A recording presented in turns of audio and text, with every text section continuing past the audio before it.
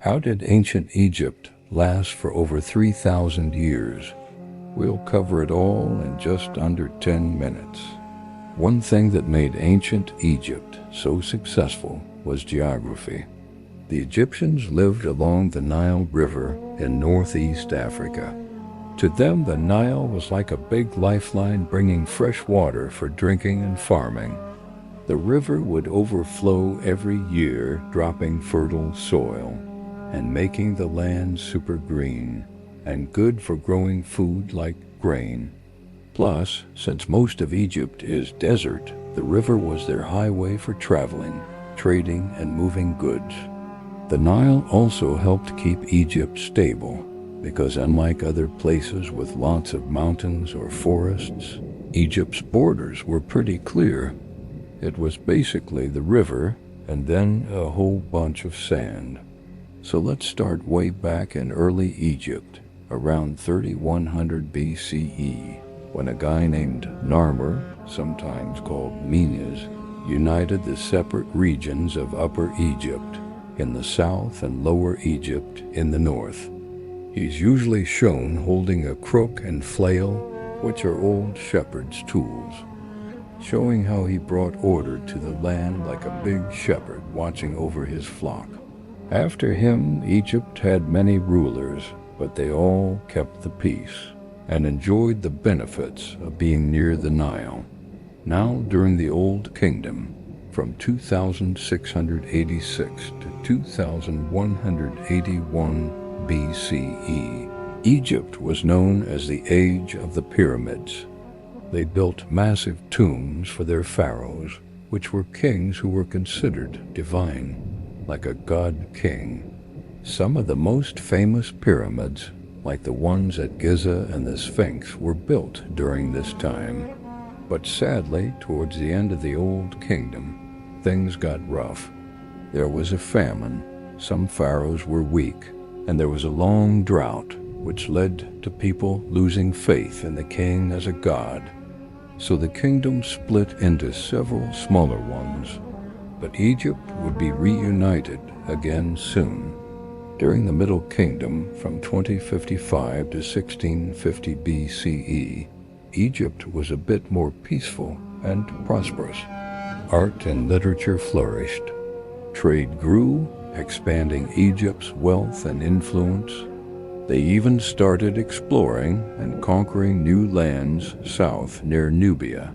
But unfortunately, around 1650 BCE, Egypt was invaded by a group of foreigners called the Hyksos, who used advanced weapons like chariots pulled by horses instead of oxen, which were more common at the time. The Hyksos ruled for about 100 years, until Egypt picked them out and began the New Kingdom from 1550 to 1070 BC. This is often called Egypt's Golden Age, a time of great power, wealth, and cultural achievements. Famous rulers like Queen Hatshepsut, Akhenaten, Tutankhamun, and Ramses II, who you may have heard of, ruled during this time. They expanded Egypt's empire to its greatest size ever. The New Kingdom is also known for amazing temples like Luxor, Karnak, and Abu Simbel, which still stand today. But after Ramses II, Egypt started to decline. You see, as time went on, the pharaohs became more interested in fancy parties and collecting treasures than in ruling well. Because of this, there was lots of corruption, weak pharaohs, and revolts. Also, people from neighboring areas like Libya and Nubia invaded. Then the Assyrians from the northeast came in to help, but they ended up taking over too.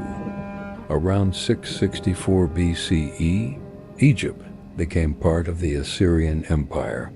Then later, the Persians conquered Egypt in 525 BCE. Even though Egypt changed hands a few times, the foreign rulers mostly left them alone. They respected Egyptian culture and customs and let them keep their religion.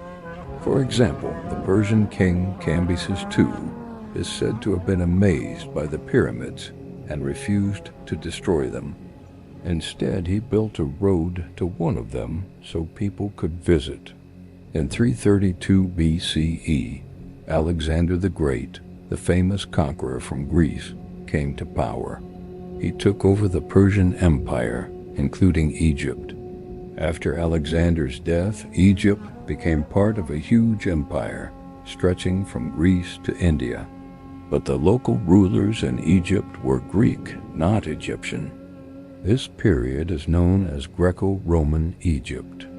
The most famous ruler of this time was Cleopatra VII, who you might have heard of. She was the last active ruler of the Ptolemaic dynasty, which was Greek. When she died in 395 CE, Egypt became a province of Rome. Ancient Egypt lasted for so long because it was in a great location. It had fertile land, was safe from invaders, and had many resources. This allowed the Egyptians to focus on building their society, economy, and culture without being distracted by constant threats. They developed a strong central government, a system of writing, and a religion that gave them a sense of unity and purpose. Plus, the Egyptians were skilled builders and engineers. They created impressive structures like the pyramids and temples that served as symbols of their power and wealth. They also made advancements in math, science, and medicine that helped improve the lives of their citizens. Over the centuries, Egypt absorbed influences from other cultures like the Greeks and Romans, but it still retained its unique identity. So there you go. Those are some big moments in ancient Egypt's history. From Narmer to Cleopatra, ancient Egypt shaped the world for 3,000 years. And now, you know it all in just under 10 minutes. Thanks for watching. Subscribe to our channel for more big things explained fast. We've got awesome content coming your way. Until then, take care and make sure you come back soon.